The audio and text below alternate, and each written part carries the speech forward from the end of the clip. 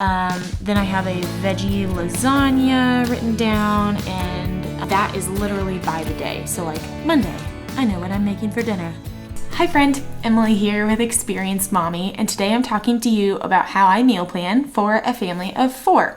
So what foods I buy, what I make for our family. I am disclosing a little bit of a hidden gem, so make sure you stay to the end of the video and comment down below on what you guys would like to see next on the channel for upcoming videos. I would love to hear from you. Let me show you how I meal plan. Here we go. My number 1 tip: take inventory. See what you actually have on hand. Take your notepad. It takes maybe 5 minutes.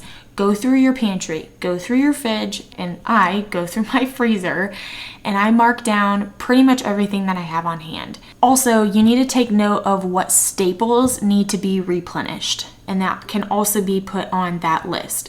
So staples for my household are like almond or cashew milk, kale that we use in our shakes almost every single day, peanut butter, almond butter, cans of like garbanzo beans, hummus, carrots, my little container of like flax meal and chia seeds that I use for oatmeal in the morning. That's still good. So that's a staple in our house for protein balls and stuff like that I make. My number 2 tip is to declutter.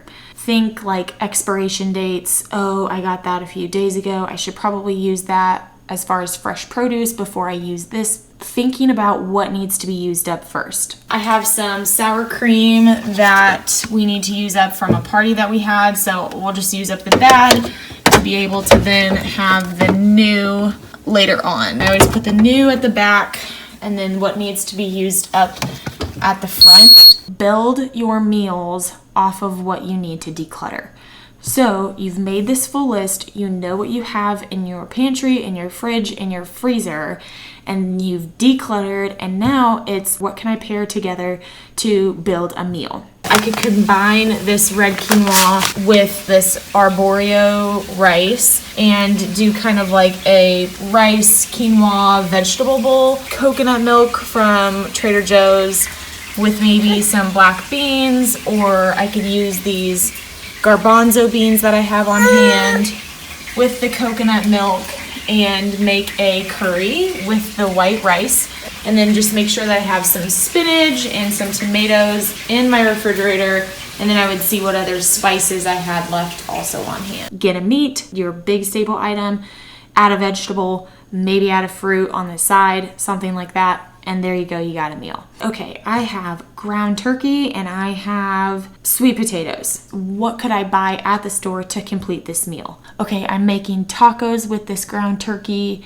and now I definitely need cilantro, and oh, you know what? Avocado would be a really great side. Then, next tip is make a grocery list. If you were making ground turkey tacos because you had ground turkey that needed to be used before it expired, and then you had some peppers on hand that also needed to be used up, and I just need to go to the store, grab some cilantro and avocado, bam, bam, bam, you got some turkey tacos. Once you have both of those lists, then you kind of make a third list, or you can just do this on the same piece of paper. I put it down in my planner on what night I'm actually going to be making that meal. See, on Monday I have enchiladas, Tuesday is a red lentil dal, then I have a veggie lasagna written down and egg roll in a bowl, and that is literally by the day. So like Monday, I know what I'm making for dinner.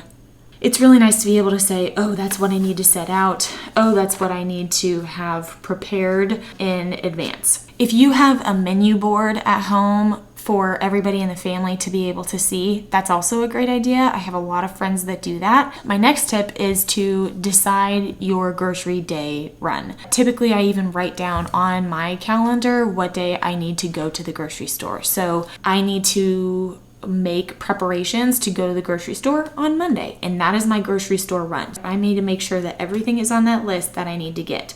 If it's not on the list, do not buy it. Do not buy it. That's what meal planning is for. If you have one day that you're dedicating to meal planning and you go to the grocery store that one day, then you don't have to worry about making those multiple trips. You don't have to worry about extra spending, and you don't have to worry about at 5 o'clock in the evening what you're gonna make for dinner. You can plan your meals up to a month. For me personally, I like to do about 7 days, and I go to the grocery store about every 7-ish days because fresh produce, typically it goes bad about after 7 days. So I need to replenish everything. That just brings variety to our meals as well. I know you've been waiting for that little hidden gem that I told you about at the beginning. I have about 15 to 20 quote win meals for my family. I cycle through these meals. They have been categorized in even my planner. It's circled, it's starred. It is a win meal. Everybody liked it. It's like my husband looks across the table at me and he's like, oh yeah, this is delicious. It's one of those meals that even like my toddler is eating his vegetables and it's like, victory! That's the nugget of gold. Have a win dish list. There you go, friend. That is meal planning broken down for you. I hope that helps. Again, make sure that you comment down below and mention what you guys would like to see on our upcoming videos. And if you have any questions, please let me know. Have a great day, friend. Mama out.